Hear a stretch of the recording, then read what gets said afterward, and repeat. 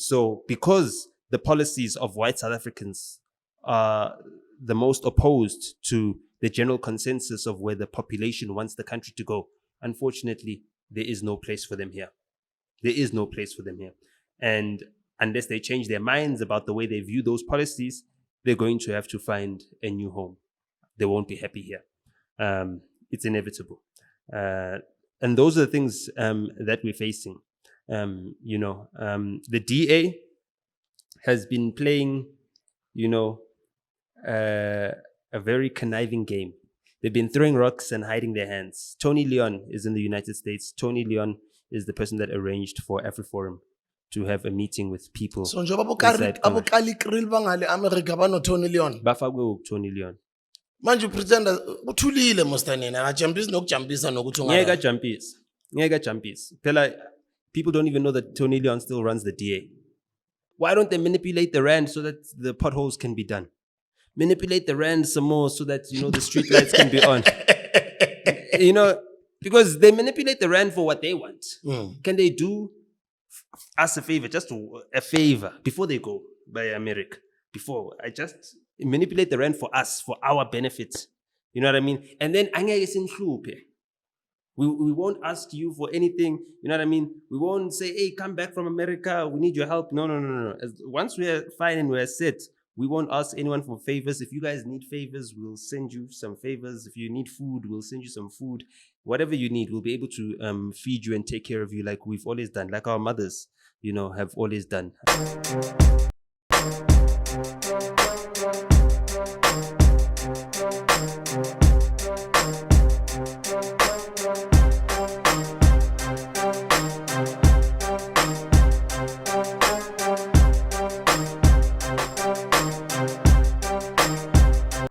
Monday, the 3rd of March, the first Monday of March.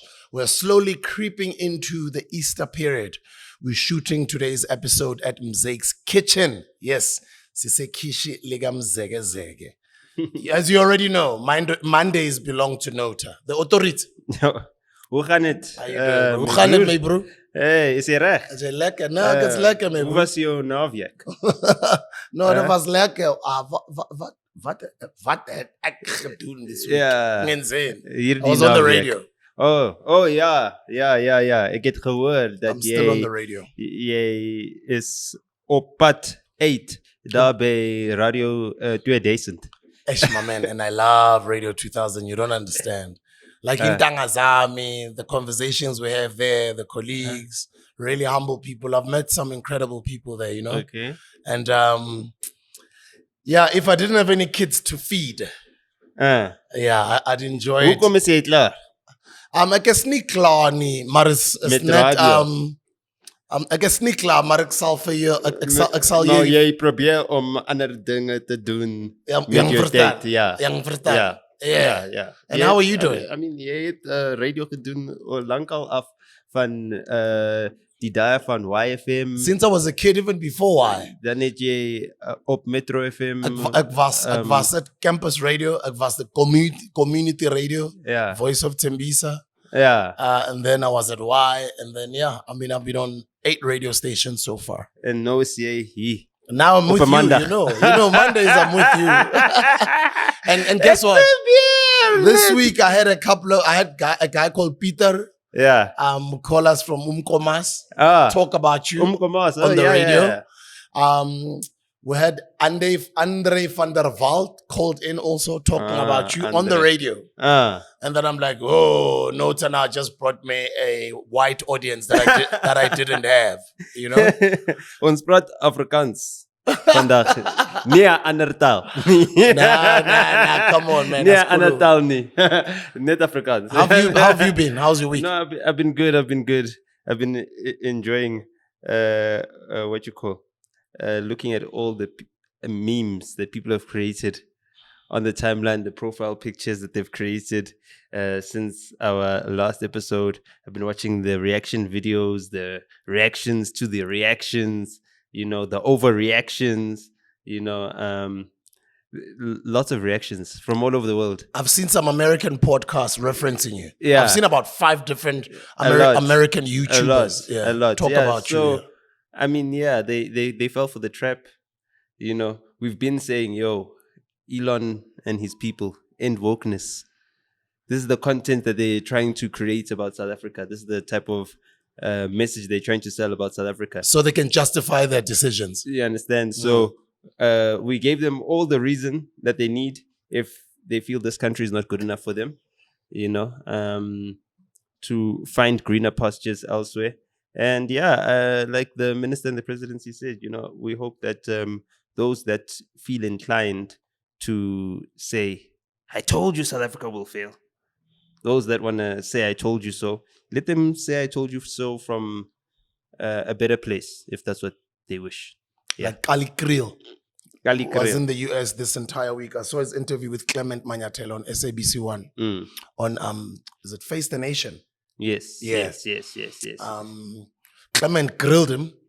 Couldn't answer some Clement questions. is a griller. He grills everyone. He doesn't play. He's an equal opportunity griller of everyone. Clement, come That's on, why bro. I feel like a scope. Yeah. Yeah.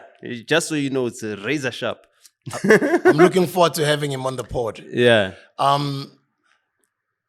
NOTA, one of my role models, I just recently found out what you've been having back and forths with her. Do you guys have beef or what with ex-vice chancellor, right? From UCT, Professor Mamokgethi Phakeng. I love that woman. I love her. A lot of people love that woman. Well, but why would you have beef with? What's going on? I don't have beef. She just decided to have a beef with me, because I just disapprove of a lot of the indecency that we see in our society that filters down to the children. Every year we're told about the teen pregnancy rate. We're told that, young girls are being overly sexualized, the content that we see on television, and we don't have women that are actually calling it out. And it's destroying our society. There's a lot of women that are calling it out. They're not as prominent as her, in the position that she's in with the level of influence that she has. I mean, if you're a vice chancellor of a university, you understand what university and student life is like. If you go to Long Street, you go to Ahsoka, you know what I mean? All the girls whose dads don't have, pastures of land somewhere, suffer somewhat because they're entrapped by the fact that our system prostitutes young, vulnerable women. And it's everywhere. It's in fact endemic. There's a video that was trending on TikTok. There's this guy. He's a truck driver, and then he's buying a prostitute on the side of the road, and then his boss calls him. He's like, "Hey, you stopped there for 2 hours. What were you doing there?" And he tells his boss, "I was buying a prostitute on the side of the road." That's how normalized it is. He said at 9 what I was buying a machosha. Imagine. I saw that video. Imagine. Truck driver. You know what I mean? And it was normal. You know what I mean? And the boss was like, hey, well, that's a very dangerous place to stop, One day, you'll get yourself into some trouble there. But the mere fact that you go to End Street under the bridge and there's women selling their bodies, just in general, you know what I mean? You can't walk past there on your way to a taxi because there's like a little mini rank at End Street. There's also taxis there by Nugget, in town. Those for the people that know Johannesburg CBD. We know we've got global viewers, but people in South Africa know what taxi ranks are. You can't walk with your child there. I used to walk with my mother there, all the time. When we go to town, there was a big Edgar's in town, just off Commissioner, I think. We used to go there all the time. It was really exciting to climb over. There was a bridge that climbs over the street, and you can see the cars coming down. When I was a child, that was exciting. That's what I used to love about going to the CBD. And now, it looks like downtown is a brothel, There's liquor being sold everywhere. And we don't have women that are standing up and saying there's a a desensitization that is happening. And it's affecting girl children. It's affecting women's bodies. And we try to treat the symptom instead of the cause. You know, there's a lot of money being put into gender-based violence campaigns. At the same time, there's a lot of money being put into sexualizing young girls, promoting promiscuity, promoting things like teen abortions, all of those types of things. And these are soul-destroying things. And we need strong women's voices to stand firm. Another thing is like, we also have the same thing happening to the boy child as well. You know, we had a sugar daddy crisis. Now we've got a Ben 10 crisis. As in young men that think it's okay to, you know, sexualize older women, and women that think it's okay to entertain that.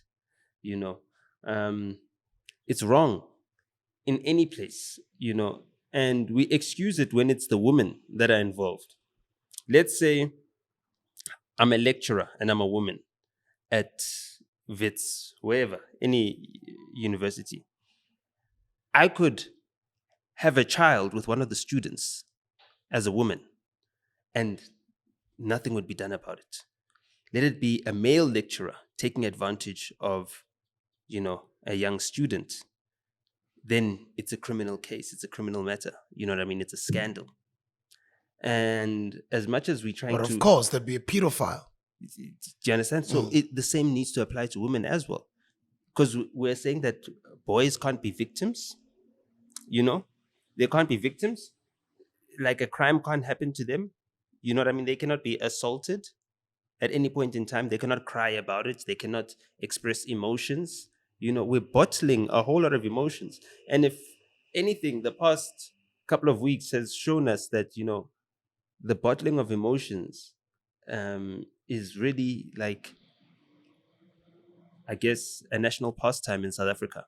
We bottle a whole lot of emotions. And yeah, so I mean, I've got no beef with her. If she's got a beef with me, that's up to her. You know, I chatted to her. I spoke to her in the DMs. You know, she was, you know, basically on the timeline dancing on my grave when I went to prison. You know what I mean? And how? Just, you know, basically there were people saying that I'll get sodomized in prison, and she was retweeting those things. You know what I mean? And laughing and commenting. You know, saying I'll come out better or whatever. You know, that's something no one wants to ever see being said about them. Something that no one wants to ever have to say to someone else. Like, I wouldn't say that to someone else. No matter what our differences may be, there's certain things that you don't wish. You don't wish sexual assault or whatever. You know what I mean? You don't say, I wish they raped you or something. You know what I mean? You don't say things like that. So yeah, but I mean, aside from that, it's all good. It's all good. She'll come around. I know. But apparently We've it's got too not many mutuals. Apparently it's not a now thing. Apparently you guys have been going back and forth for years. No, there's no ways. Or is it? I don't know her for years. Or it's just a recent I thing? never went to UCT. Oh, okay. I'm a what you call? I'm a university dropout. Yeah. I went to UJ like all the other broke kids. Yeah. I went to UJ too. Before it was UJ, Vets Tech. Yeah. Well, I went to the Rao side, but it was Vets Tech. It became UJ. It all became one big campus, the Soweto campus, the Doornfontein campus, you know, opposite Joburg Central College. Yeah, where's that noise coming from? Do you think it's inside the fridge? Do you think it's inside? Or it's the ice maker, no? Yeah.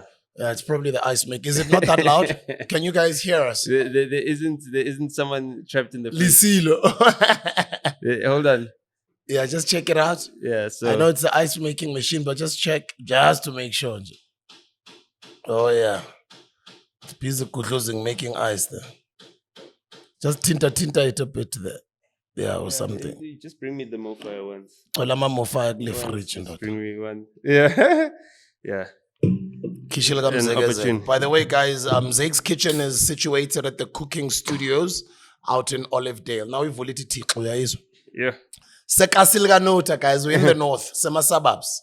But Sabano sema suburbs, Sabano sema suburbs. Like just across the street is my friend Mtutu's house, you know.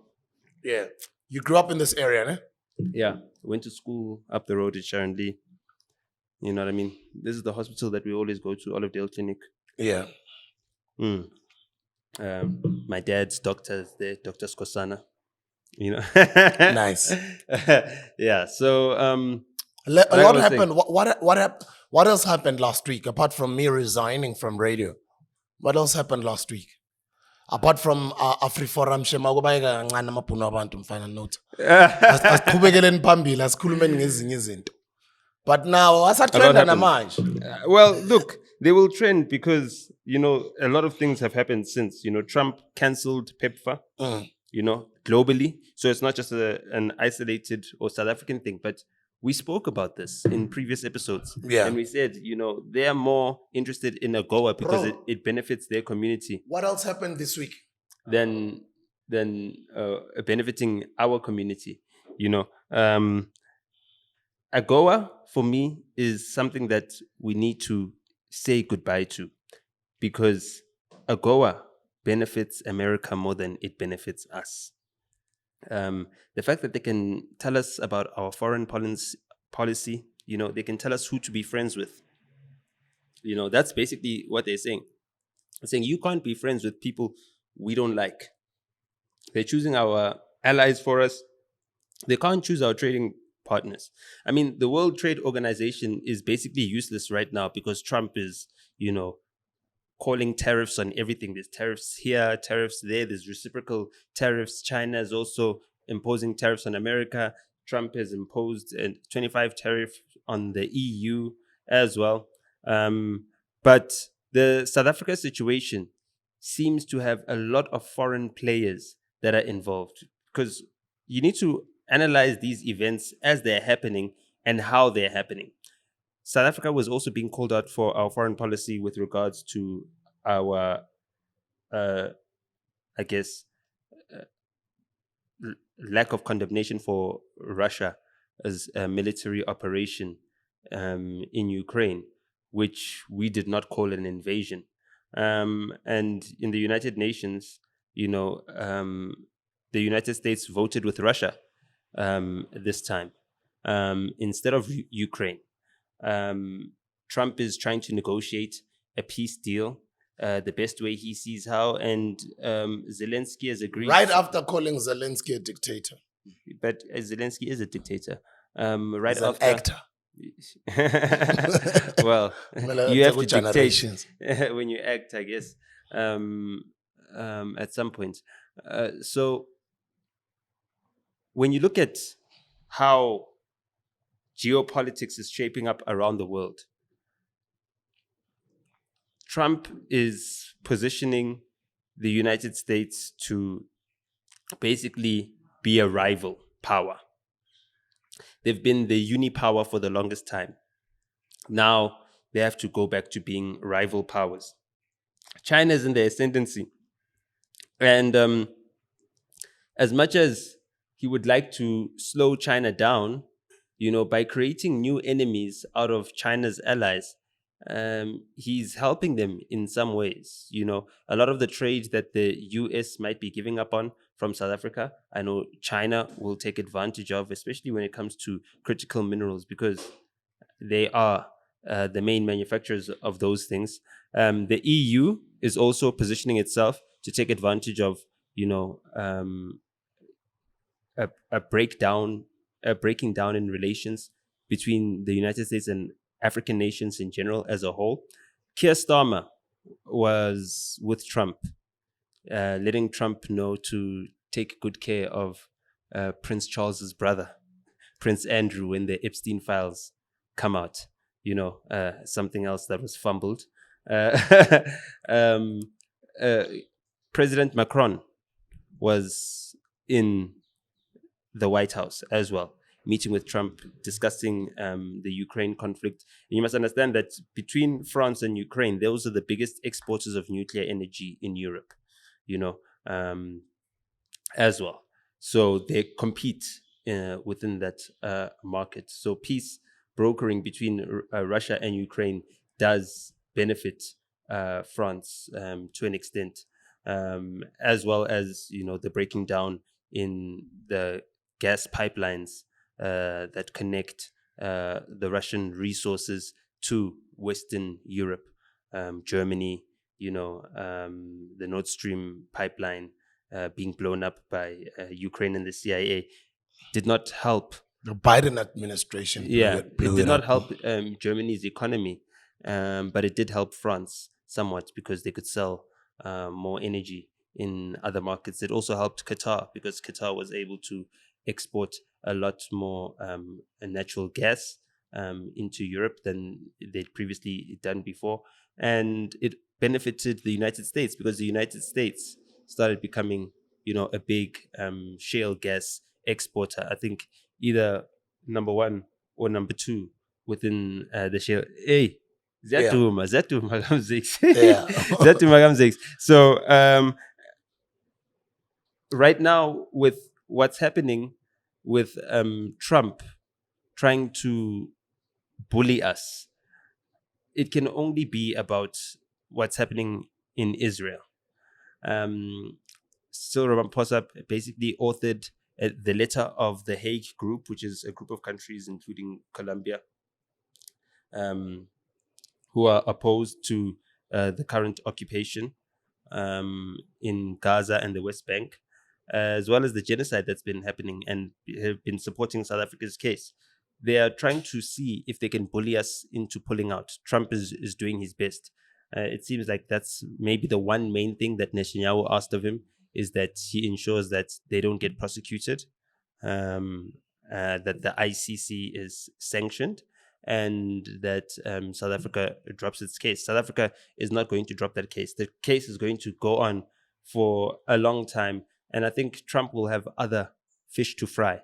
So all we need to do is hold steady and understand that AGOA was not benefiting the majority of South Africans in the first place. And there's other ways in which, we can ensure that more South Africans benefit from this economy, like the budget, for instance. I don't know if you've seen the Institute of Economic Justice released a proposed budget after the release of the leaked budget. No, that was doing circles. I mean, I came up with a couple of suggestions of my own, but I based them largely on what the IEJ had submitted in their proposal. So I'm proposing that we increase tax to 20%, value-added tax, on all purchases exceeding 199,000 Rand by any individual. Add another luxury tax on all items valued at 20,000 Rands or more. Basically, that's just taxing luxury goods and ensuring that whatever additional revenue is needed is taken from those that can afford it. Those who are not affected by increases in VAT somewhat, or to a certain extent. And I'm pretty sure because of the way in which when taxes are introduced, people find ways in which to avoid them. Most people will be able to avoid such taxes by smaller purchases, by purchases in groups, but that should be able to raise a significant amount of revenue, I think. Another thing would be to increase the tourism levy. I think it's between 1 or 2% right now, the tourism levy that you pay whenever you stay at a hotel, etc. I think that should increase to 5% for locals and increase to 15% for non-African Union foreigners. Basically, I would like the government to create a 6 billion Rand tourism income support budget. So the way in which the income support would work, you're going to need to cut out the noise in the meantime. But the way in which the income support would work, right? We've got 330,000 people working in the hospitality industry, like directly employed by hotels, restaurants, etc. And it's projected that there'll be over 2 million people working in the hospitality sector by 2032, which is in 7 years from now. Within this next 4 years, right, if we increase to 2 million people working within the hospitality sector, it will cost roughly, at minimum wage, 6 billion rands to offer them income support based off of giving employers an additional stipend of 70% of whatever the wage is, kept at minimum wage. Right? So you can give your worker minimum wage, right? Works in a restaurant, that's 4,000 rands a month. We add an extra 2,800 rand that is coming from the state, which helps the employers retain workers and pay them better salaries. And then we also put that in condition where there's other employee benefits that now needed to be added on. Medical aid benefits that now needs to be added on, paid for by the employer, as well as pension fund, paid for by the employer. This will encourage local employment, employing locals, because it'll benefit the economy. They'll earn a lot more. And plus, there isn't that temptation of hiring a whole lot of foreigners because you're trying to save on paying the minimum wage, which is basically what that does. So it's 1 billion rand currently. It'll be 6 billion rand if we get to 2 million people employed in the hospitality sector by 2029. And if they budget that 6 billion rand already, then they can use the surplus to actually help businesses and assist them so that they can start employing more and more people, so that we can get to a target of 2 million people employed within the hospitality sector by 2029, which is when the GNU's term is supposed to end. And then I think with that, you look at, I don't know if you watch Mustafa's videos, Uzimasa. Yeah. Zimasa Vabaza. Yeah. Yeah. He did a video about the Mika industry, or the mice industry. Oh, no, I didn't see that video. Yeah. His videos are brilliant. Mice industry, I forgot what it's about, but it's the industry of, conferences and all that type of thing, expos and all that stuff. So South Africa is a destination for those, you know what I mean, especially for global conferences. So they would benefit from, an tourism levy and I guess an excessive tourism levy for non-AU foreigners, and that would raise that revenue. And then my most radical idea yet,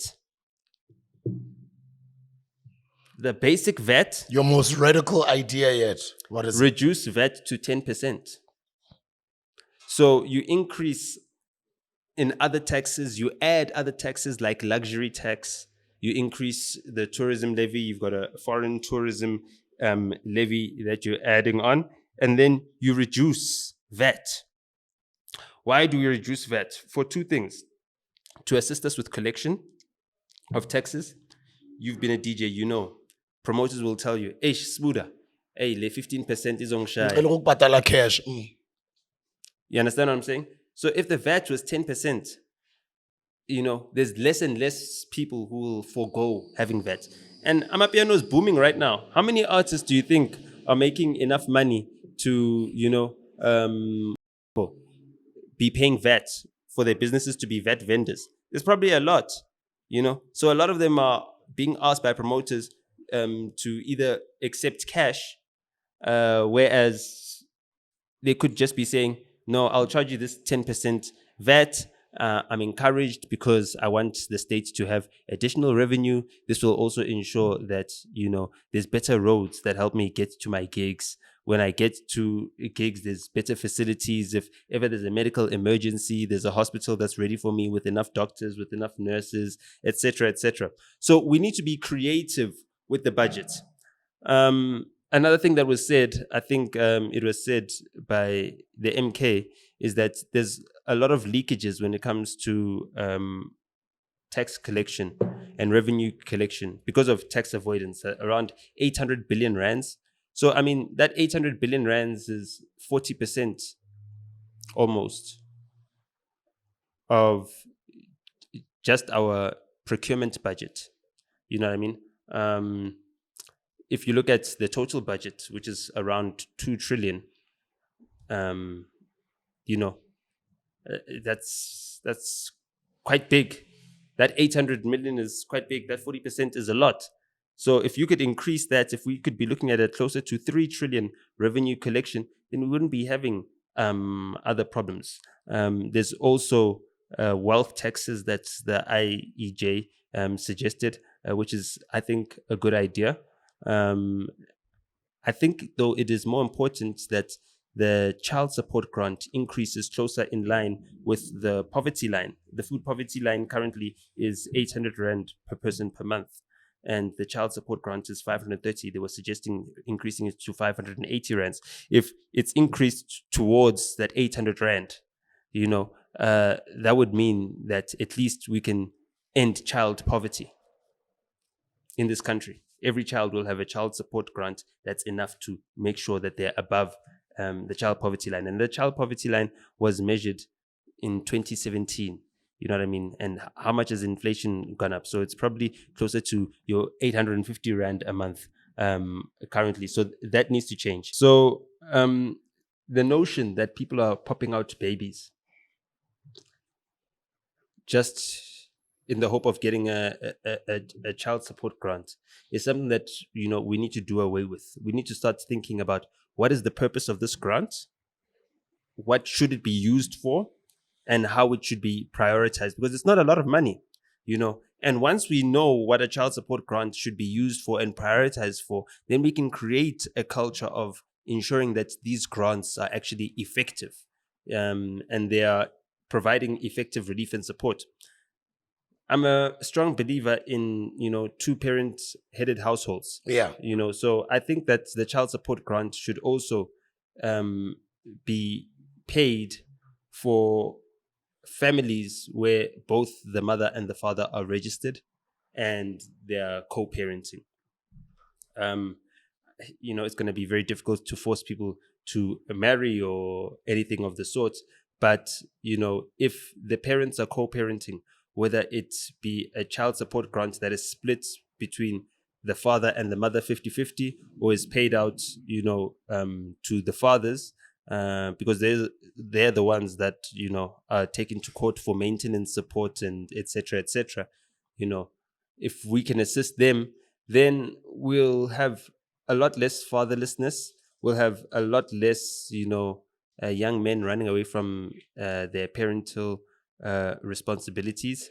And once we can do that, we can solve a lot of problems in society. These grants are supposed to be solving society's problems. These grants are not supposed to be exacerbating society's problems. And they are, because they've created a dependency syndrome among South Africans. Right? Yeah. So we are so spoiled. You understand what I'm saying? But even so, I mean, the average prisoner is costing 400 rand per month. The severe relief from distress grant is like almost 400 rand a month also at the same time. If you are in a position where you could be going out there to look for meaningful and gainful employment, you should be encouraged to do so. You shouldn't be discouraged from doing so. And for me, there's a lot of people that get these grants, have jobs, peace jobs, you know what I mean? Maybe not registered jobs. Maybe they're not a registered, they don't have an employee number, but they've got some sort of income. But this grant is just being used on Betway and Hollywood Bets, and you know what I mean? It's like an extra 300 rand that they can use each and every single month to gamble on Betway. And if they get lucky on a good weekend, they win 40,000 rands. You know what I mean? And it just creates an incentive into a gambling lifestyle that is not sustainable. Credit defaults have increased at almost the same rate as, people spending on gambling has increased as well. Something as simple as people watching Netflix, countries where Netflix viewership is really high have got shrinking productivity levels. People are doing less work and are sitting in front of their TVs like zombies. I don't watch Netflix. I don't do Netflix. I don't know about you. I prefer to watch movies in cinema. So if I'm going to watch a movie, I'm going to watch it in cinema. I don't even watch TV. I don't like being a zombie. Just watching something. So with that, I feel like our government has got no ideas. They're not thinking out of the box. They're not thinking situationally. They're really lacking creativity. And it's more about personal spats. I mean, the SARS commissioner is having a beef with the Minister of Finance, who's the head of the Treasury. Their beef has gotten to the point where it's discussed openly, even with media present. People are more outraged or concerned that the minister spoke on a hot mic, saying that the mic was recording. Forget that the mic was recording. There were people there. Even if the mic wasn't recording, those people that were there heard everything that was being said and saw the spats and saw it carry out. And when the mics eventually cut off, they continued saying whatever it is that they were saying. You know what I mean? And we shouldn't be seeing public spats playing out like that, especially internally. The tax commissioner is an ANC appointee. He was appointed under the ANC administration. The minister is also appointed by the ANC president. So they're supposed to be on the same team. And now you've got the other team saying, hey, we stopped the 2% increase in VAT, which is actually a 13% increase. And probably that's what reminded you of Mamokgetu Phakeng, because she was also teaching people that it's 13%, not 2%. Yeah, but I taught them first. So, yeah, but you know what I mean? The 13% increase in VAT, it doesn't even need to be a flat VAT increase. Other things that we're not thinking about is that, maybe Kisweta needs more employees, not just more money.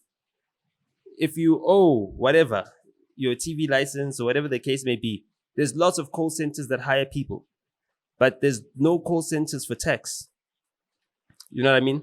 Like as we're recording this, a lot of people, myself included, had to submit tax returns for the financial year ended 28 February, but it's like a couple of emails, and let's say you've got someone that's doing it for you, like your accountant that's doing it for you. That's really all the reach out there is. I mean, there's the app and everything else, but there isn't like a call center that's calling for people that have defaulted, how to rehabilitate them and everything, the same way they handle an Edgar's account. You understand what I'm saying? So there's room for actually more SARS agents. There's room for more SARS officers. And with that room being created for a lot more SARS agents, there's a lot more employment that can be absorbed as, we're seeing call centers shutting down or closing or consolidating. There's a lot of call center companies that have, shrunk into one big company, and they've offloaded a lot of their workers. Banks have offloaded a lot of their workers. There are bank branches that, have now turned into stores. I don't know if you know where the Standard Bank Forest Crossing used to be. Yeah. It's gone now. They sell, Standard Bank is gone. They sell plastics and toys there. It's like Toyland or something like that. Yeah, it's gone. I think it's gone into the main mall at Forest Mall, but it's a smaller branch within Forest Mall. I hadn't been to it's a Forest Crossing. I hadn't been there in a while. I went there to go buy a camera and some lights at the Digital World or something. Something. Yeah. Really huge digital camera store. They do. And then I'd not been there for years, but I was like, geez, Forest Crossings has changed, but I was not aware the Standard Bank there is no longer there. No, not Forest Crossing. It's yes, at the beginning. But yeah, Forest Mall. Right as you enter Forest Crossing. But I mean, a lot has changed. Leaping Frog has also changed. You know what I mean? I haven't been to the Leaping Frog in a while. Yeah. By Lone Hill, right? It's changed. Yeah, I'm glad it changed because, Pick and Pay was selling like 4 vegetables for 80 Rand for the longest time. The other day I saw them, it's 140 Rand. So I'm like, how did they increase by, a whole 60 Rand? That's a ridiculous increase. You know what I mean? So at least I was able to go to the check. It was open. It was 100 Rand for the 4 vegetables that I was buying. But, inflation is really biting everywhere, and it's biting especially with the food. So I know that I'd suggested that we bring down VAT, to 10%, but I also think we should do away with 0 rating items. All items, whether it be brown bread, white bread, all items should have a lower 10% VAT. Makes it fair on everyone. You know what I mean? It's not that bad. It's a reduction as well in VAT across the board. People will be able to save across the board. People will be incentivized to collect and pay VAT. The revenue collections will increase, and we won't have the current problem that we're having. I mean, our current problem is that we're not raising enough revenue to avoid going into a deficit, to have a budget surplus. But we're still a developing economy. We shouldn't be thinking about such things. There's countries like Japan, who's got an almost 200% debt to GDP ratio. The United States of America has got almost 130% debt to GDP ratio. And although they're reducing spending, we can't reduce spending the same way America is reducing spending, because they're a developed economy. They've got a lot of infrastructure that we don't have. We've got an infrastructure backlog, and we need to start encouraging consumption within our markets so that businesses can start producing more. Our gold producers have stopped producing, practically. They've shut down a whole lot of mines.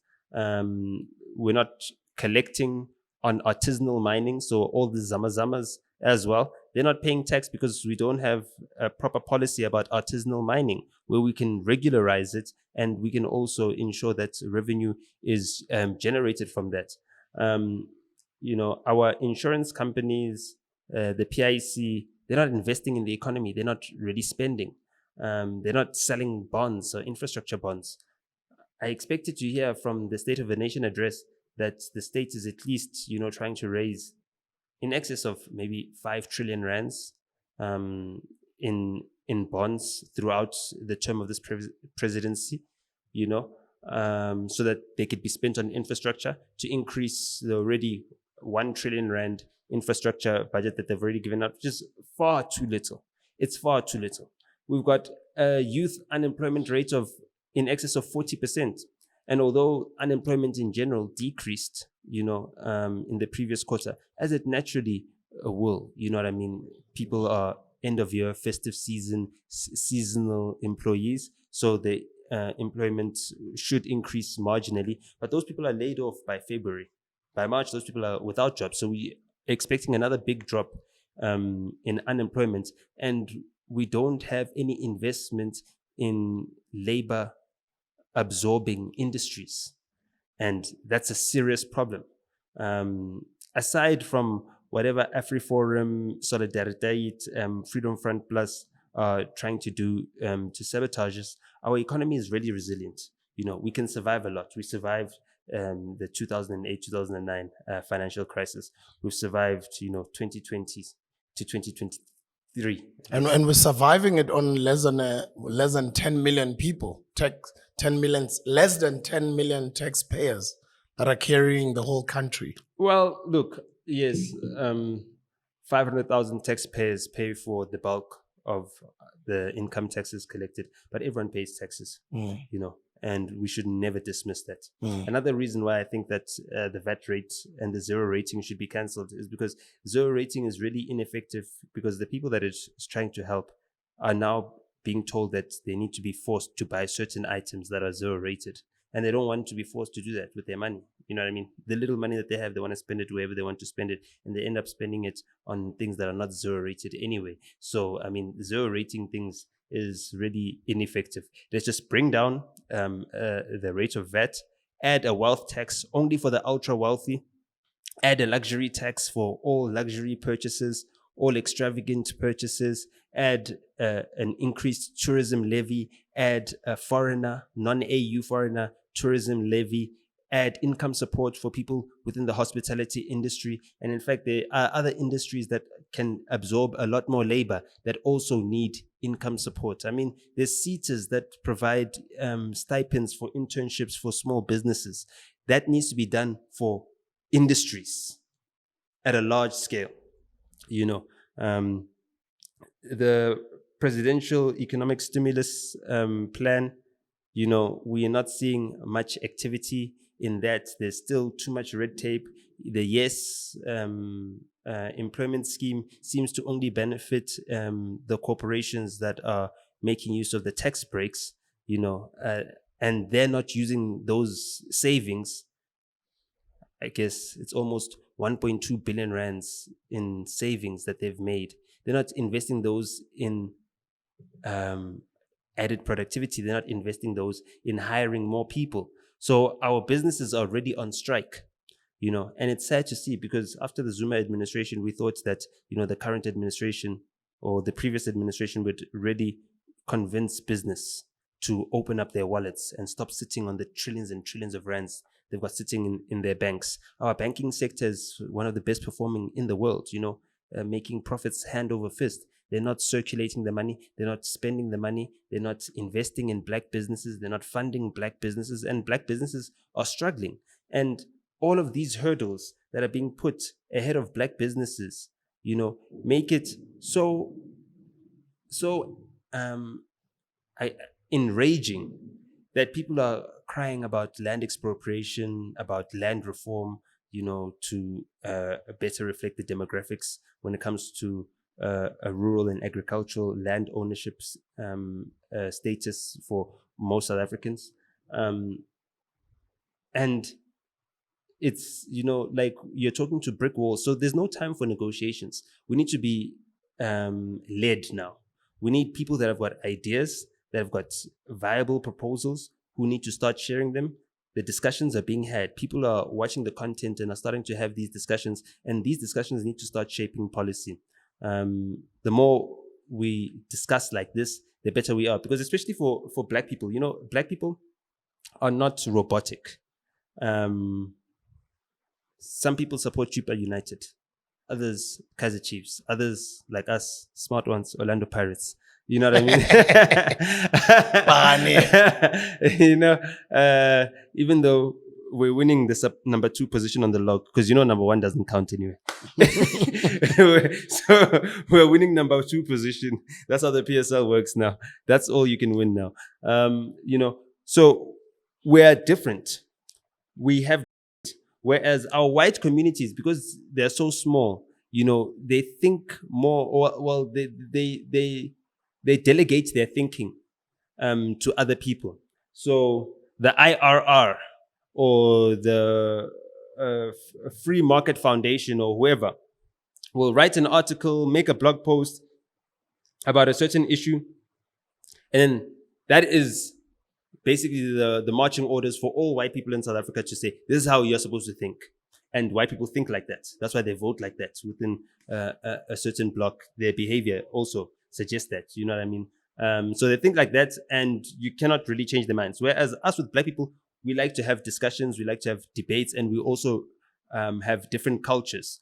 A lot of white people see black people as just black people, whereas we don't ever see each other as black people. In fact, we don't see blackness. Yeah. You know what I mean? Yeah. That's why we always ask each other, what's your name? Where you from? Oh, and even when we ask where you from, I want to know, okay, what's the street name? Yeah, and I'm going to think in my head, okay, who do I know?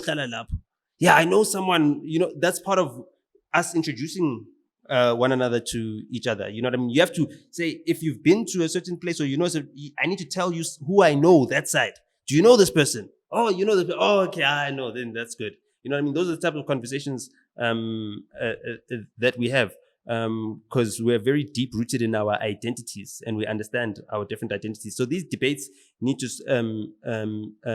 start being had. You know what I mean? It shouldn't be left to political party think tanks. You know what I mean? I saw Duma Qubule on the EFF podcast. You know what I mean? And I liked some of his proposals over the years about, South Africa's economic policy, our fiscal policy as well. And I think that these discussions need to start being had. You need to have your Tumakubule going on to Podcast and Chill with MacG. You know what I mean? I know right now he's busy trying to promote the comedians. But jokes aside for a little bit, let's start discussing important issues, because now is the time that important issues are being listened to on these podcasts. These podcasts are making an impact. You know what I mean? They're changing the dynamic. We've walked out into a South Africa that's completely different than it was 2 weeks ago. 2 weeks ago, umuntu omnyama bekamsaba umuntu. 2 weeks ago. Imagine 2 weeks later, ayisekho leyo nto. You know what I mean? And you're seeing it on the timeline.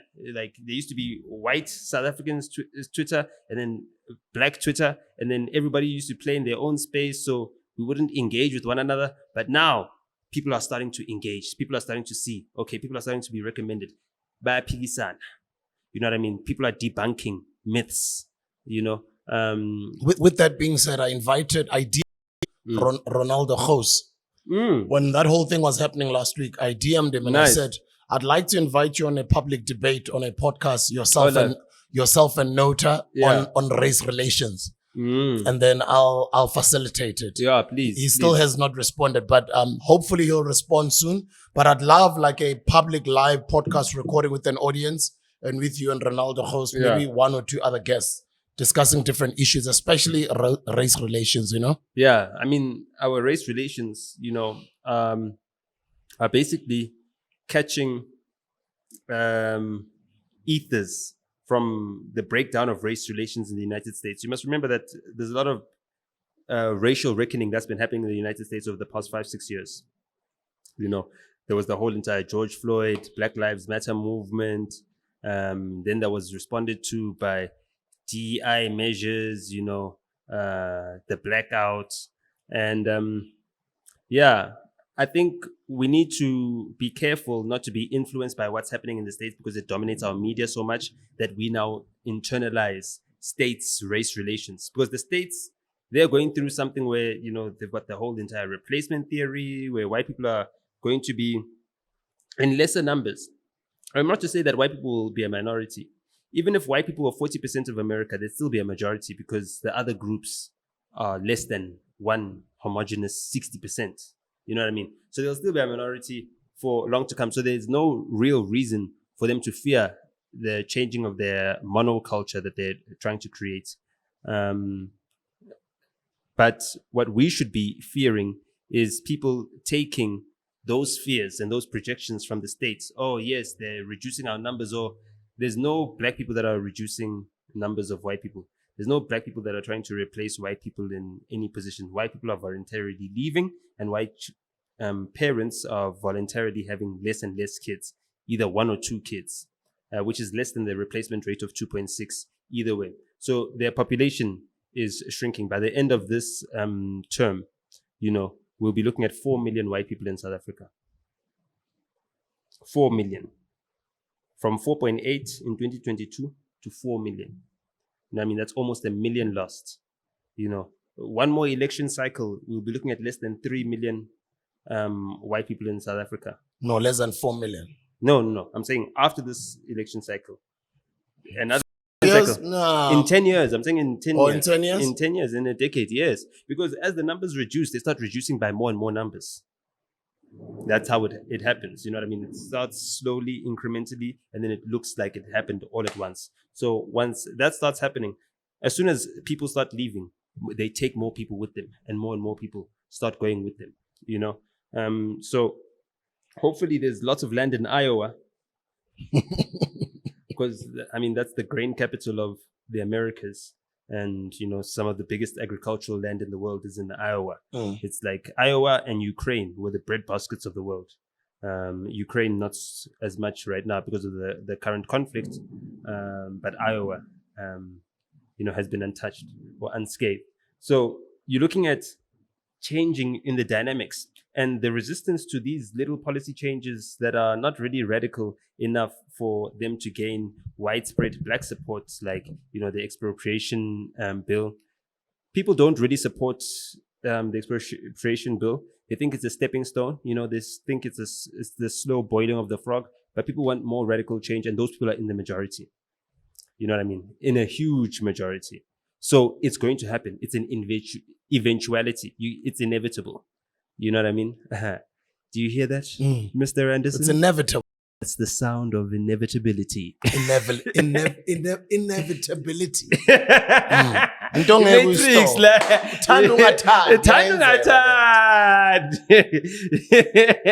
so we see Matrix. So yeah, the sound of by the way. yeah, umama. Yeah, so the inevitability is guaranteed. When it comes to changing the land ownership according to our country's demographics, the trends are showing that is going to happen. It's an almost definite eventuality. And if we look at the current growth trends right now, by the time we have 4 million white South Africans, which is 2030, you'll also then have over 60 million Black South Africans. Very quick at which the population rate is growing. You know what I mean? We're only 7 million away from that number over the next 4 years, which is also something that's going to grow in lockstep with the colored population. So you're looking at now a colored population that's almost double the population of whites, South Africans. Just imagine that. An almost 8 million colored population, almost double the white South Africans. So because the policies of white South Africans are the most opposed to the general consensus of where the population wants the country to go, unfortunately, there is no place for them here. There is no place for them here. And unless they change their minds about the way they view those policies, they're going to have to find a new home. They won't be happy here. It's inevitable. And those are the things that we're facing. The DA has been playing,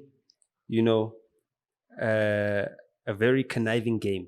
They've been throwing rocks and hiding their hands. Tony Leon is in the United States. Tony Leon is the person that arranged for Afriforum to have a meeting with people. So njengoba Kallie Kriel bangale America bano Tony Leon. Bafakwe Tony Leon. Manje pretender uthulile mostanina ajampisa nokujampisa nokuthi ngeke jumpis. Phela people don't even know that Tony Leon still runs the DA. No, everybody knows. No gogo. No. People know. Tony Leon runs. Tony Leon no gogo, boy. Yeah. No, Gogo is the one who's running things, the face of running things. But it's Tony Leon who's making the plays. You know what I mean? He's the one that's calling the shots. He's the one that's got relationships with all the big players all around the world. He's the one that's been a foreign ambassador. Helen Zille does not have that foreign experience, foreign relations experience, those foreign networks. She does not have that. Tony Leon has got all that, and he keeps that all to himself. And he's the one that's in his former intern's ear, Joel Pollak. So you've seen how Breitbart News has just been hammering on South Africa once, over and again. What do you mean, Uguti, they throw the rock and hide their hand? Because they're sending Afriforum and Solidarity to do all those things. I mean, they've got very few stamps in their passports. They don't have pictures of traveling. United States. Keep his amakhala manje. Afana.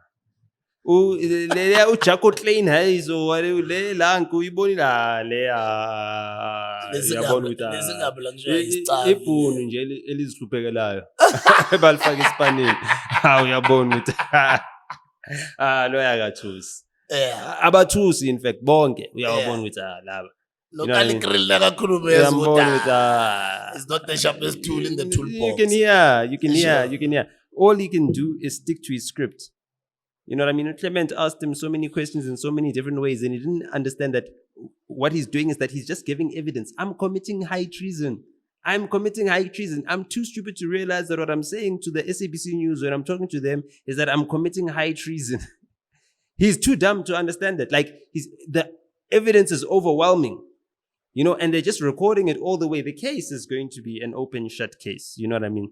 It's not like my equality court infraction, where I still need to at least have the opportunity to explain myself. We must have that chat over there. What's going on there? Well, I mean, they said, yes, they're referring it to the equality court to have a look. But that's because they got a record. They've never had that many complaints ever.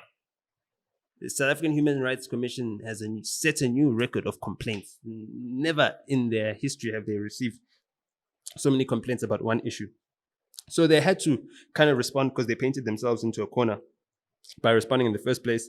And then they were like, okay, well, let's let the court decide what it is. But either way, if the court decides these are our recommendations in whatever sanction, it's either a fine, racial sensitivity training, an apology, and whatever else. But I think that was said. I think you must apologize or something. No, they said those are the suggestions. These are the possible sanctions. Possible sanctions if I'm found guilty. That's if I'm found guilty. But I mean, I know that my case is very strong. I did not call anyone dogs. I was comparing wild dogs to the tame dogs that you keep in your house. You know what I mean? The comparison between the two. If you're looking at two different breeds of dogs, a wild dog and a dog that you keep in your house, the behavior you expect of one is not the same behavior you expect of another. I was also, comparing children, babies, to treat someone like you're treating a baby. I also called for calm. I called for non-violence, but we explained that in the previous episode for those that still don't get it. And since they're only going to share the clips that are trending, that can get a reaction, for those that at least are here to watch this video. Because I see that we've got a lot of viewers that watched the first episode that are back for the second episode. I saw them in the comments. You know what I mean? There's a lot of engagement. And I also enjoyed the conversation that you had last week, Thursday. With former ambassador of China and former mayor of Mpumalanga, Mr. Lazichiwayo. You understand what I'm saying? So, Mina, I was expressing myself based on the generational trauma of apartheid. Yeah. You know what I mean? He was expressing himself based on lived experience of apartheid. You understand what I'm saying? Like, he lived it. It talks about how khohlakala these guys were back then. You understand? And I mean, inkhohlakala yabo cannot be forgotten because they don't make amends for it by changing behavior. You know what I mean? They say that if a person truly means their apology, they'll change their behavior. And we've seen that, there's a lot of reluctance to change past behaviors and redress past injustices. So that's a problem that we're dealing with, but we're dealing with it peacefully, calmly. You know what I mean? We're not stressed. We're not under pressure. This country is not going anywhere. It's still here. We're still going to live nice, long lives. We are young. This country is for us. Unfortunately, our parents, they had their time to earn us the right to fight for this country. But I'm sure they won't mind if we get to enjoy the freedom longer than they do. That's why they made those sacrifices. You know what I mean? Yeah. And we're going to deliver a better country with even more freedoms for our children. You know what I mean? Our great-grandchildren. Our parents have done an amazing job. We need to give them credit. No, they did. We need to.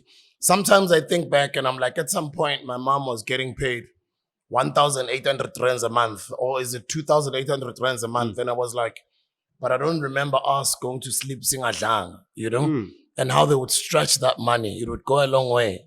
And everything was sorted in the house. I'm like, but how were they able to do that? Imagine that. Just as black people were they very did all resilient. they could. They even took us to good schools. They survived apartheid. And that's another thing that, white South Africans don't understand is that they didn't survive a struggle to be where we are right now. Whereas the previous generations of maybe the so-called Afrikaners, white Afrikaners, that came from the concentration camps, that pulled the Osava, that did the trekking in the Voortrekker movement, that ran away from the Cape because they weren't allowed to keep slaves anymore. And the Cape was now under British control, and the British had banned slavery in 1836, I think it was. That's the reason why they trekked up. It's because they weren't allowed to have slaves. And they encroached on other people's land, stealing cattle, causing conflicts, displacing people. And they did that until the British then caught up with them, that side where they trekked to. And the British said, no, all of this is ours. The British then fought a war with them, kept them in concentration camps, gave them reparations, even felt sorry for them and said, okay, fine, we'll let you guys find your way in working in leadership and in government. Finally, in 1948, they took ascendancy and they were able to continue that system until 1990, when then the reforms came in before our democratic dispensation commenced on April 27th, 1994. So they never had a victory. You know what I mean? Because yes, the war ended, the Boer War ended, but they were still subservient to the British. Yes, they finally gained political power, but before they could get economic power, sanctions came in against South Africa in 1985. You know what I mean? And stopped them. And the same way Kallie Kriel is now asking for sanctions for the ANC leaders in America right now is the same thing that former President Nelson Mandela, the late father of a nation, was asking for sanctions against South Africa and saying sanctions shouldn't stop. In fact, when he went on his first trip to the United States, which he was helped by Donald Trump, who gave him his jet to fly around the United States, and he could lobby for sanctions to continue because the Republicans were trying to have the sanctions dropped. Said Mandela's been released, there's no need for sanctions. But the sanctions were an important tool to secure our better negotiated future. People forget that this negotiation that we're saying, this is a sellout compromise, CODESA, all these things, it came at great expense. You know what I mean? It came at Mandela choosing not to suspend the armed struggle. You know what I mean? When black people were dying more than anything else, when black people didn't have as many weapons as white people, you know what I mean? When black on black violence was now starting, no, they chose to suspend the armed struggle. No. At first, they suspended it only after negotiating first, after the agreement of the talks about talks, the pre-CODESA talks. They only suspended it then.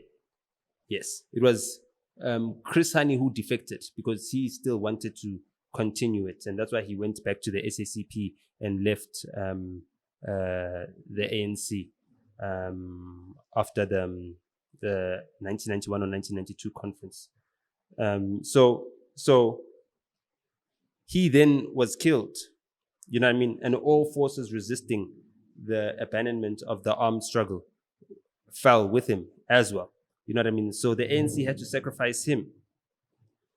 A lot of lives were lost, a lot of sacrifices. So that's why when people are patriotic about this country, we need to understand where it stems from. It's because this country was fought for. And there are certain people who've been fighting since the beginning of this country's time. The natives. You know what I mean? This country is so wealthy, so attractive to so many people from all over the world. Lots of people have come here to try and grab a piece of it. And we've had to fight them off and fight them off and fight them off and fight them off. And we succeeded as black people. We never need to look at ourselves as a defeated people. We succeeded. We overcame apartheid. The reason why the sympathizers and the apartheid apologists are so angry right now is because this is defeat. This is what defeat feels like for them. That's why they're kicking and screaming, doing everything, accusing us of genocides that have never happened. You know what I mean? The last time I was involved in a genocide is when Genevieve was sitting next to me in class. Jen was aside of me. Shout out to Genevieve Padiachi. She went to school with me in Radford House. She was your classmate. Yeah, she was my classmate. I remember I've got she's old now. She's got kids and they're also old. But Genevieve, we were in grade 6 or 7, so either 12 or 13, and she became a young lady, so to speak, right in front of me. And I figured out why it was that she didn't want to swim. And she was still in the state of shock of not understanding what was going on, and not knowing how to explain it. So I was like, yo, relax. This happens with my older sister. And it's some really icky stuff. So I understand. I'll keep it discreet, but let's talk to the teacher so she can get you some help, whatever you need. And it's cool. So, that's my fond memory of Genevieve Padiachi in primary school. I was there the day she became a young lady. You know what I mean? And I was watching. Sorry, it's just brought to mind because I was watching pop-ups on what is it? People Need Comedy. Yeah. The People Need Comedy. And I was just thinking that they were talking about, they've got this new campaign that they were talking about about ending period poverty, and dads, some dads are reluctant to go and buy sanitary towels or whatever the case may be for their daughters. And I was like, you're the first thing that came to my mind. And I thought of that, and I was like, hey, I wonder if Suda goes into the shops. It only just started now. So now you have to go. She's only turning 12, but it just started. So now you have to go to the shops. Interesting conversations. Yeah, it's those days now. So what, are you the dad that can talk about these things, or are you like my dad who doesn't want to talk about it, but understands, but he just doesn't want to talk about it? No, I am, but the mother leads the convo. Okay. Because the mother is feminine, she's a mother. You know what I mean? She's Exactly. able to relate better, you know what I mean? Exactly. Yeah. But the funny thing is that I was just watching that skit that they were having, right? And they talk about, people are so fondly affected. It's like, but as you grow as a man, before you even have a child, you're with a woman, who goes through these things. And so you should understand it. So I don't understand why they think that men don't actually know. In fact, we know better than anybody else. We have to deal with these people for 3 to 7 days a month when they're at their best. I mean, the crimson tide. You know what I mean? Yeah, you know what I mean? When it comes in and you're like, you're just being shouted at for everything. Everything you do is annoying. Yeah, you just know. And, as men, we never complain. And I say that to younger guys. I'm like, when younger guys maybe complain about their woman, like, sometimes, listen, calm down, bro.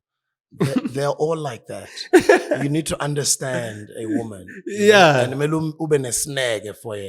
have to have that patience and that understanding. That's it. It will happen that at least 1 to 2 weeks out of every month, she will not be her normal self. So you have to understand that. And it happens with every woman. Yeah. I say that to guys. And then I'm like, learn her from now on moving forward. You'll understand that every 2 to 3 weeks, your woman starts being moody. There's a reason for that. It's biology. Yeah. But I mean, aside from that, is that, you need to talk about those things. It's like, you need to discuss that. Like, just openly. Like, let's say something upsets me and I have a partner to explain it to. I need to explain to them in a calm time, aside from the issue itself, why it upset me, why it triggers me like that. And we have a full-blown discussion about it. You know what I mean? And then maybe she'll then ask, okay, where does it stem from? And then I'll try to recollect, okay, yes, what memories do I have?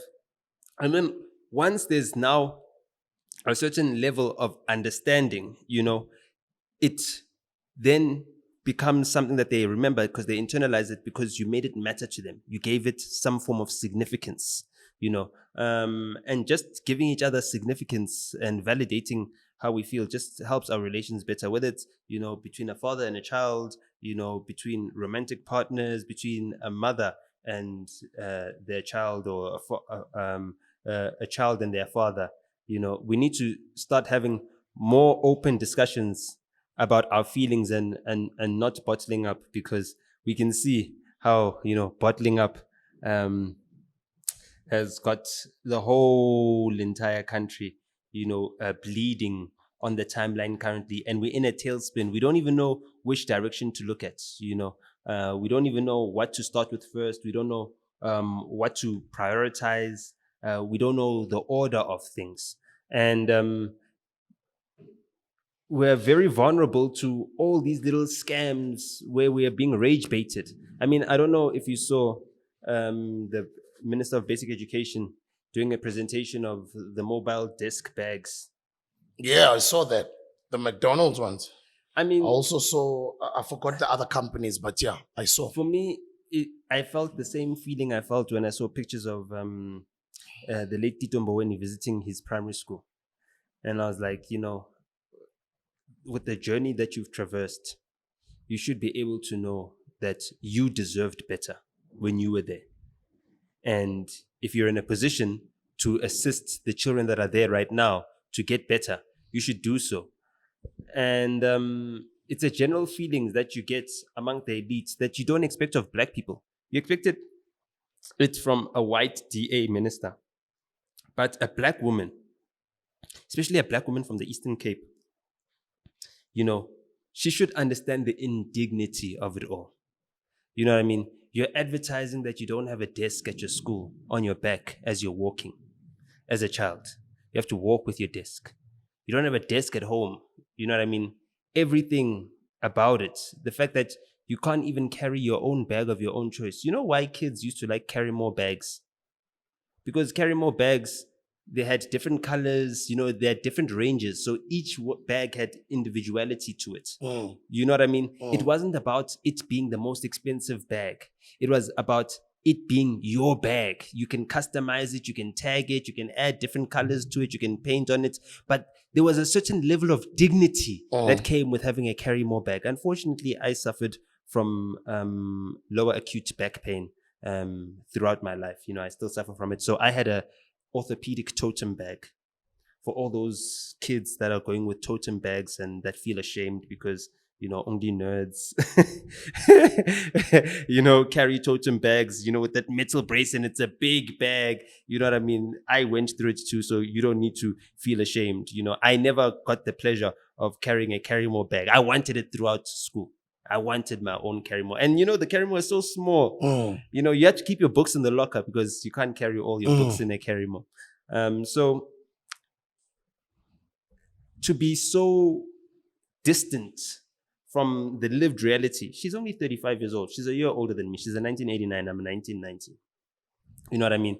I don't expect her to be so aloof, to not understand that it's wrong. It's wrong. It's wrong. The whole entire idea of, the corporations capturing every single thing that our state is supposed to be providing. I mean, I came here maybe 5 minutes earlier than I would have because there wasn't the traffic outside the BP garage at Winnie Mandela. And is it 4 Ways Boulevard? Yeah, I think it's 4 Ways Boulevard.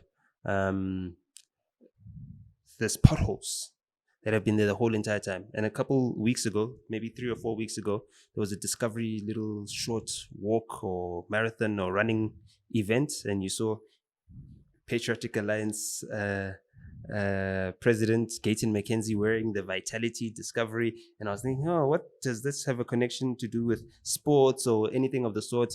And then I was like, Kaya Dlanga has been complaining about the roads in the north and posting on his timeline. I've been seeing he's been getting more and more views every time, you know what I mean? So Kenny Kunene obviously got that call from Discovery to say, let's fix more of those potholes, because Discovery was doing it in the past. I don't know why they stopped, but they're back to fixing the potholes on Winnie Mandela. But I mean, a lot of the roads need resurfacing. We don't need Discovery to be coming in, and we don't need these corporations to be capturing the state. We went through state capture, went through a whole entire state capture commission. Nothing has happened with that state capture commission, and now we're seeing worse state capture. But what do you expect them to do, bro? Like when I see outshoring state, what do they call them? Statesmen? What do they call them? Pointsmen. Outshoring pointsmen on the roads, directing traffic. When I see them doing or going an extra mile to assist or do government work, for me, I see it as noble work. As much as you might look at it as capturing because government doesn't do the work, but it's a noble deed, bro. No, it's advertising.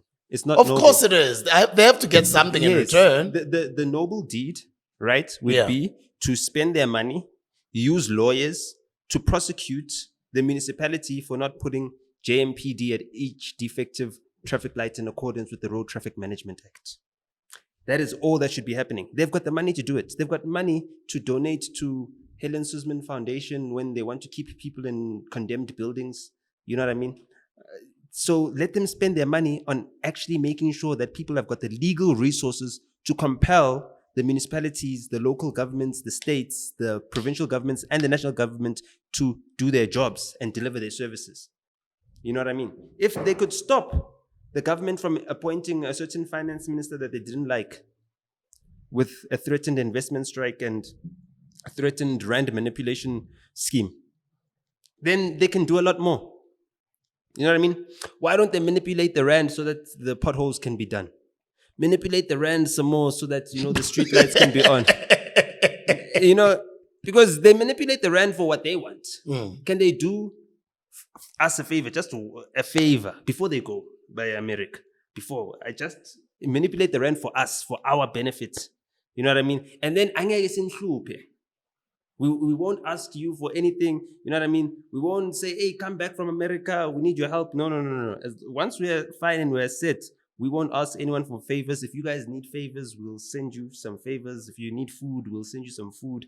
Whatever you need, we'll be able to feed you and take care of you like we've always done, like our mothers, have always done. Our mothers are the ones that were raising Abo Johan Rupert Basakul. You know what I mean? Anton Rupert was not there babysitting on the rocking chair. No, it was black women that did that. You know what I mean? Anton Rupert wasn't doing his garden. You know what I mean? It was black workers who were doing that. And even Anton Rupert now, the junior, the grandson of Anton Rupert, Johan Rupert's son, he's also not doing the garden. His kids are also going to be looked after by black people, raised by black people. So the least he could do is ensure that he helps to effectively contribute to the bettering of blacks instead of trying to elevate better blacks. You know what I mean? That's what we see a lot of. We see a lot of people trying to be better blacks and too few people trying to better blacks. Coons, coconuts. Yeah, you know what I mean? So that's the sellout behavior that we're confronted with. I don't like seeing this corporate capture. I don't think corporations should be stepping in where government is failing. I shouldn't be mad at the corporations. I should be mad at the government. I'm mad at the government. And I'm complaining about the government. I'm not saying boycott the insurance company that brought deaths or boycott the people that have already boycotted because they help bomb Israeli babies. But we're saying, government, this is wrong. This is state capture. You know what I mean? We need to call it out. We went through a whole entire, I don't know how many years of being taught what state capture is, and it's happening right in front of our faces, and nothing is being done about it. Really, really, really terrible stuff. The NYDA shortlisted some candidates last week. I saw that. Some of them struggling to answer questions. The NYDA should be closed. It's completely useless. It's an employment agency for ANC Youth League cadres. Let's just be honest about it. There's no one from the NYDA who's not ANC. And there's no one from the NYDA who's not from a political party, who's not a political party deployee. That whole entire thing of NYDA should just completely be disbanded, and legislation should be enforced for banks, for financial institutions to support youths. These big corporations that have got all these big profits, they should be supporting the youth. You know what I mean? How much did Capitec's worth go up? Is it not the youth that are banking their money with Capitec? It's the youth. It's the black youth in particular. These unemployed ones, yes, they're the ones that are banking with Capitec. Capitec is not investing in ensuring that there's more youths that can be productive so that more of them can bank with Capitec. I don't know why a lot of these white businesses are not even thinking in their own self-interest. It's as if they want to be exclusive. And you can only be profitable if you include more people. You know what I mean? You can only be sustainable if you include more people. So this Orania thinking is really defeating these businesses. And, it's like, that's why I lose no sleep worrying about what's happening in Orania. I know that it's going to collapse. It's going to collapse. There's too few people. They're going to inbreed. The inbreeding is going to cause babies with deformities. It's going to collapse in the most terrible way. And for those of us that are not emotionally attached to it, it's going to be very hilarious to watch. It's going to be funnier than watching Nigerian movies in the late or early 2010s. You know what I mean? It's going to be like, wow, that's how people live. It's going to be a reality show. It's going to be Jerry Springer, all over again. So I don't worry too much about that. But what I do worry about is how much white South Africans just lack patriotism.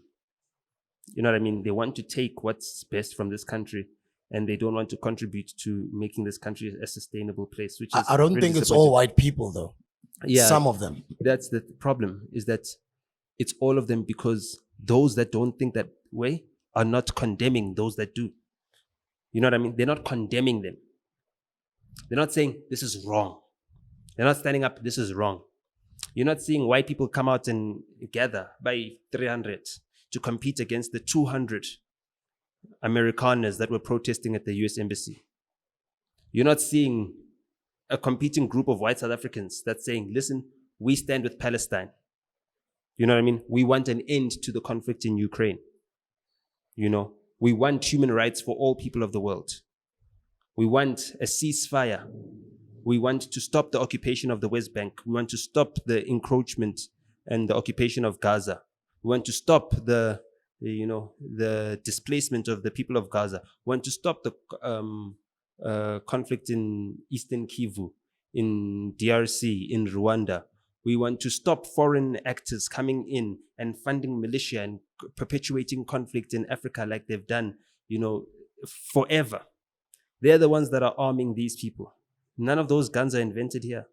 These guns that we're killing each other with on the African continent, none of them are invented here. It's a foreign technology. Comes from a foreign culture. Too much savagery.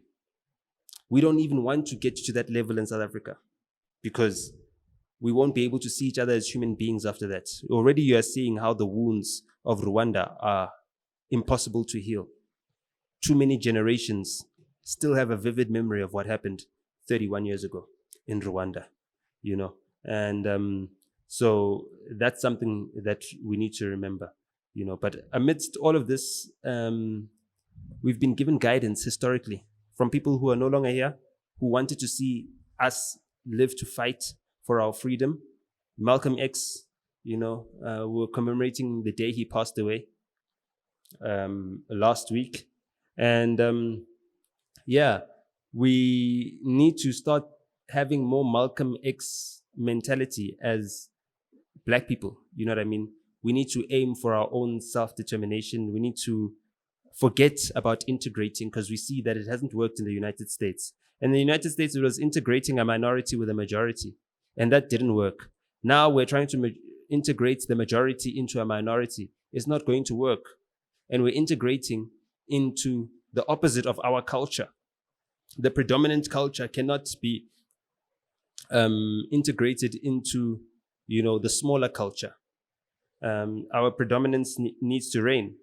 And so I was really shocked to see D.L. Hughley coming sideways for Trevor Noah when he just posited a question, a suggestion that maybe integration or racial integration has done more harm than good to the Black communities that weren't able to develop self-sufficiency, because they were interjected at the point at which they gained civil rights in the United States post-1964. And I guess the same thing applies to us in South Africa post-1994. There are a few Black people that have been able to elevate themselves, elevate their families, elevate those close to them, elevate certain networks, but in the main, on the whole, too few of us are there. And because so few of us are there, it's very easy for us to be taken away from our mission, to be distracted. You know what I mean? I mean, think about it like this. If there weren't enough resources, if you hadn't worked for so long in the media space, in the radio, built your own businesses, built your own sort of like farm for your own sustenance in the form of a business, we wouldn't even be having this conversation today. You'd have been off of radio, off of any platform. You know what I mean? Nothing can happen. And there's too few Black people in influential positions, so that at no point in time can they gain political consciousness and understand what their mission should be. They have to be subservient to the order or whoever placed them there or whoever integrated them into that system. And we cannot transform those systems because we're adapting and assimilating to those rules.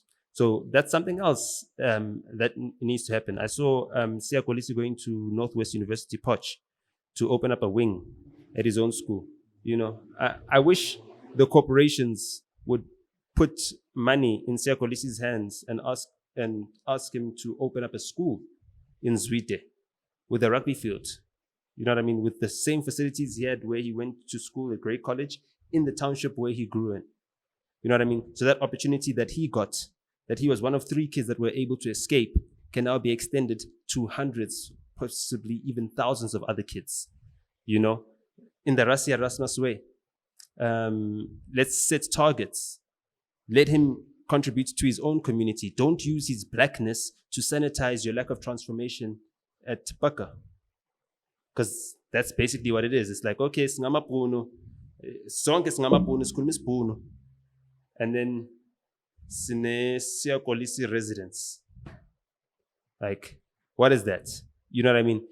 It takes away from the enormity of that event. I mean, we should be celebrating, wow, there's a residence at a previously Afrikaans only university that's named after a black person, a captain of the Springboks. Yes, but that's cheap. That's cosmetic. It's superficial. We need real transformation. And the corporations should be assisting that. We don't need the corporations to be holding the government's hands. There's a lot of people, small businesses, that could use the help of these corporations that have got money that they don't know what to do with anymore, that they could invest in other things. You know what I mean? Who knows? Maybe they could fund a whole entire rugby academy in the Eastern Cape, and Siya Kolisi could producing new talents that can help us expand our leagues, you know, and do more for rugby in the Eastern Cape than bring one Springbok game a year to the Nelson Mandela Bay Stadium. I don't know if you saw the rugby fixtures, but there's a game that's being played at the Nelson Mandela Bay Stadium, and you know how much people from the Eastern Cape love rugby.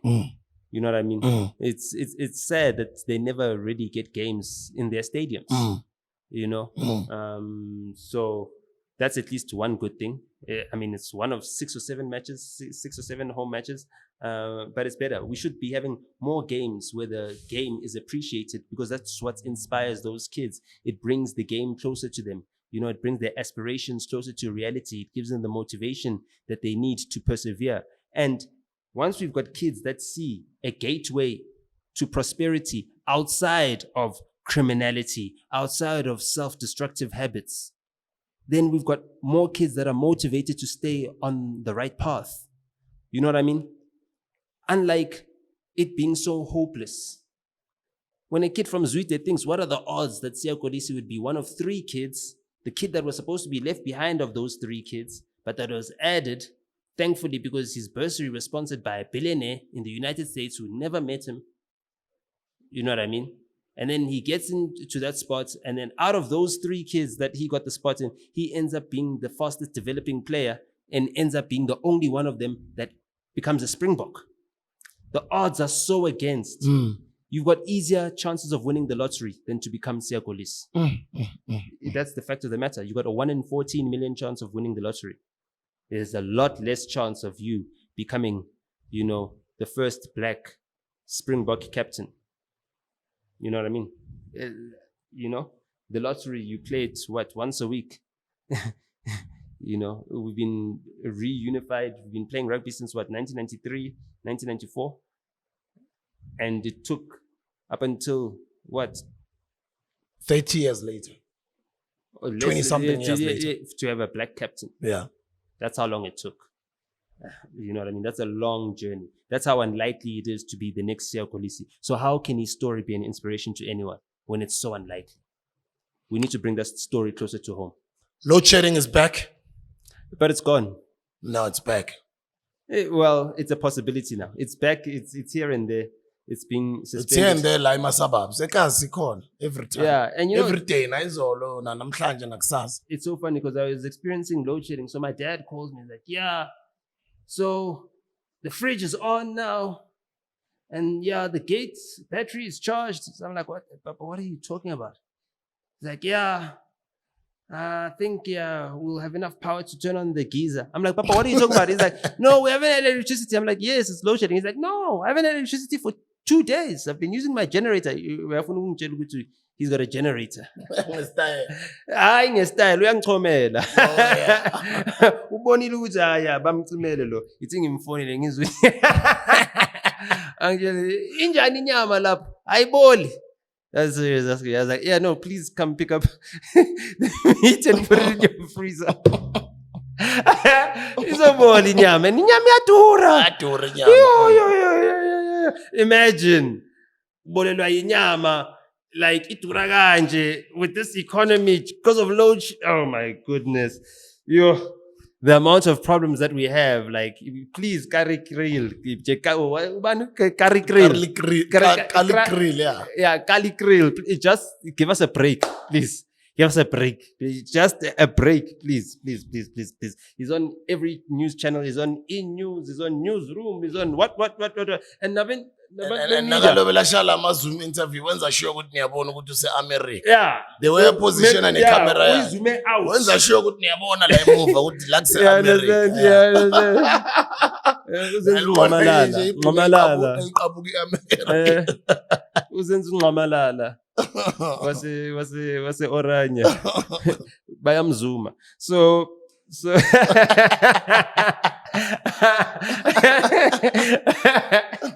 you gotta throw them in.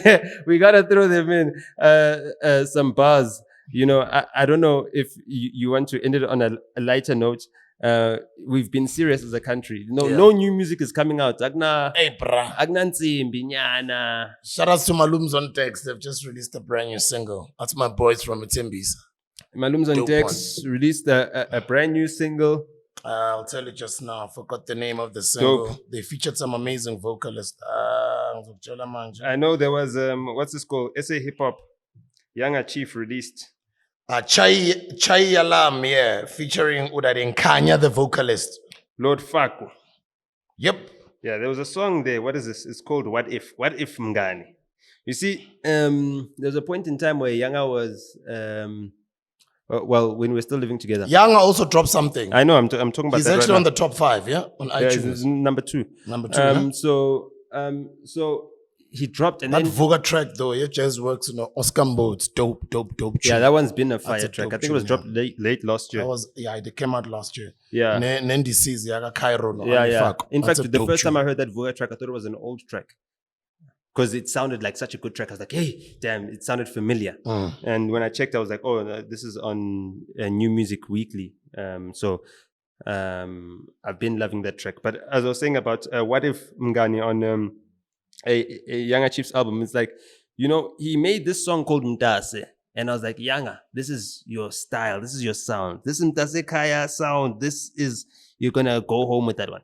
But the song didn't like blow up and it wasn't really pushed the way it was. And then he made Utatako, which is like a very hard, trappy song. Oh, when he made that song, I was so disappointed. I was like, oh my goodness. Because I knew exactly what was going to happen. This nigga's going to think, let me make a hit for the clubs. And then once you start making music for the clubs in South Africa, the clubs are a very small thing. It's only in the north that we even have clubs.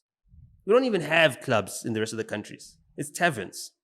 You know what I mean? These clubs, it's a very north, it's a, you know, Uzlete Kaslam. And you're not from Ekaslam, you're from Queenstown. So do more that will reach out to there because you've got the depth of coming from a place that's got such a rich culture. And then he went on the Tatako path. And then I was like, hey, this song is going to be very expensive because you have to be married to it. If you're going to do this, you have to do this all the way. He went and shot a remix, all these things, spent a lot of money. And then now he was confused as to what sound works for him because he fell into the trap wave with Utatako. You know what I mean? He fell into the trap wave. And even with this album, it's like, you know, I can tell that there's too much of the trap wave that has taken away from his musicality.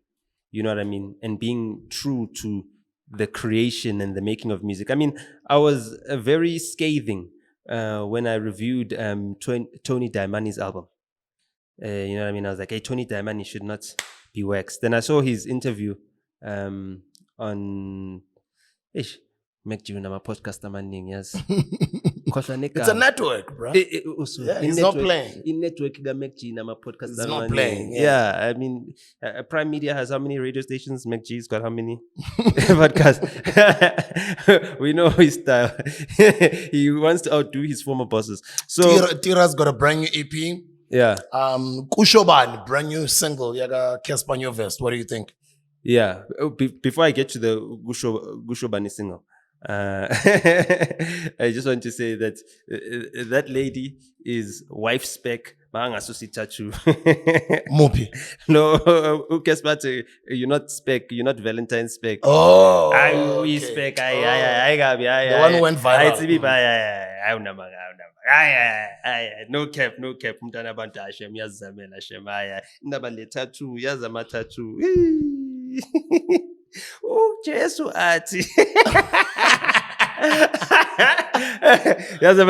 So I was saying about Yanga going too much into the trap and then it destabilizing his sound, because in this album it's kind of like all over the place. It's kind of like he knows where you should be going, but yet he still wants to do something that the North Boys will like or whatever. And forget about the North Boys. Forget about us. I'm from the North. I'm telling you, forget us. Forget course. If the North Goat is telling you forget the North, forget the North. You know what I mean? So that What If song was a nice touch, but then it's like, oh, if you're making real music, you need to make real music with musicians. And one thing I do when I produce music, right, is that I get the best musicians in every single, whatever they play. If it's a bass guitarist, get the best at it, or for this particular sound that I'm going for. You know what I mean? If it's a guitarist, whatever, if it's a singer, it's a vocalist. So even when it comes to like recording, I think, I don't know. Of course you remember it. Inomayin, we re-recorded it many times because it was sung off key. And I wasn't happy with the initial recording. So we needed to adjust it and sing it, because it's nice to fix the sound of the vocals with melodyne, pitch correction, and autotune, yes. But it's so much better sounding if you actually sing properly in key. So when I was listening to this, it's like a lot of songs are sung off key, and it's like, does the engineer know music, or is it just someone who knows Cubase or whatever the software is that they use to mix? If you know music, you're like, yo, let's re-record this thing. It's off key. Because someone who's listening with a real proper musical ear, once I hear something that's off key, skip immediately. Because anyone that's singing off key does not deserve to be singing into my ears. You're not at the level, unfortunately. You're not at the level. You need to do poetry. You need to do dancing. You need to do something else. You don't need to be making music if you don't know how to make music. You need to respect the craft. You need to respect the gift. So yeah, that was that with that. I heard the Gushoban song. I mean, it's a typical gimmicky Casper track. So, it is what it is. At least he's still motivated, and that's commendable. But as for that tour with the girl, I guess, I mean, he needed something to get the people talking. So I know the man is a marketer, so he marketed it well. But after I was done listening to the younger album, Ushobani just played automatically. So I heard it there. I guess they should be happy. Casper, Kane Kid, or yeah? Yeah, Kid. Kid, yeah. I bumped into, I was with Bengno, let me not say. But Bengnenye out nje. Yeah, no. Yeah, siyahlala phansi saringa kahle. You understand? Yeah. Salungisa indaba, okay, saba sharp. So, Begno Kane Kid, no Gigi Lamine. He's paying you out. What do you mean? I think he Reason. I think he Question. I think all you know is that Kane Kid was there and Gigi Lamine was there. So I met Kane Kid properly now, instead of just seeing him on stage. And he was on the Scooter Baba remix, which they all did. I mean, that got nominated for Best Music Video, got nominated for Best Remix, I think. And yeah, some other awards at the Metro FM Awards, you know what I mean? There's lots of awards, lots of songs that were nominated. Wish List was also nominated, I think. lots of hip hop nominations.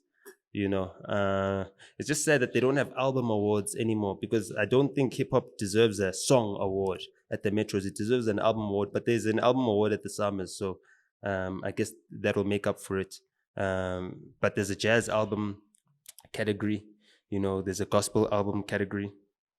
A lot of new names, I think, among the nominees, and that's a good sign. I know Naledi Apiwe was also nominated. Yeah. Metro FM Awards, right? Coming. Mawelele. Yeah. So it's coming in exactly 2 months. So today's the 3rd of March, and then 2 months from now will be the 3rd of May. That will be the day of the Metro FM Awards. Also this day of the Durban Music Festival. Or was it Durban whatever festival? The one with Rick Ross and all the KZN artists. I don't know. So Rick Ross is coming back again. Yeah, he's coming back after the Pick and Pay ad. Is he brought back? Is he being brought back by Pick and Pay? He's being brought by the person who was supposed to bring Burna Boy and then got scammed and lost $2 million or whatever the case may be. But he's back up again. He's got Rick Ross on board. Rick Ross is promoting the gig. It's got a nice local lineup. A lot of KZN artists are going to be there, which is really exciting. Also, K-Day added some more black artists. At least. They added some more black artists. So guess who they added? It's like they listened Guess to who you. they added? The GOAT DJ. The GOAT of all DJs. There's only one. It's a 4-letter word. GOAT. Not GOAT is a 4-letter word. His name. What's his name? 4-letter word. Yes. Fresh. No, that's 5. Shimza, that's 5. It's more than... Dog, the GOAT of all DJs. The DJ that you would drive to the Val just because he's playing there. Detroit. No, you won't drive to the Val. To the Val. You'll go to Detroit's party in the Val because you're going to Detroit's party. But parties, when you see that this guy, I'm talking about your student days. Yeah. Your student days when you're still at Vets Tech. Yeah. And then you and your friends would go to a bash Val. Why? Because Bexo Shalubani, who can't. Oh, Kent. Yo, the GOAT. Yo. Kent. Ultimate 6. That mix the on 5 FM. mix, What yes. Fresh and Kent did at 5 FM. 6 o'clock. I don't know how many years ago that was. I was still in school. Can never be undone. So Kent finished the same high school I went to the year before I went there. You know what I mean? And this weekend, this Saturday, going to Kunye. Black Coffee is headlining there. Julian Gomez is going to be there as well. Shimza, Kunye, this Saturday at Huddle Park this Saturday. Where's that? Huddle Park is by Linksfield. Linksfield. Oh, yeah. I know that. Yeah, around that area. Modderfontein area. Beautiful venue, yeah. The last Kunye I attended there was amazing. It was really dope last year. I think they did a pop bottles there or near there sometime. So I'm looking forward to that one. Guys, it's this Saturday. Go buy your tickets if they're not sold out yet. This Saturday, the 8th of March, Kunye, Huddle Park, Linksfield, Black Coffee, Shimza, Julian Gomez. And then it's the rest of the lineup. The last 200 tickets are available for the MT. In fact, it's less than 200 now. They extended it at Empress Palace, which is also happening this Saturday. Nice. On the 8th of March, which is a day before my dad's birthday. Oh, nice. So it'll be happy birthday to my dad. Yesterday was my mom's birthday. Happy belated birthday, happy Mama. birthday. Yeah. Ma. Okay, here's the... And then guess whose birthday was the day before that? Yeah. Her mom. So my grandmother's birthday is on the 1st of March. Wow. Yeah. So balandelana no molid wako. Yeah. And then my birthday is on the 20th of March. Yo, bro. 20th of March. So what do you want us to do? I don't know. I'm staying low key. Think about it, yeah.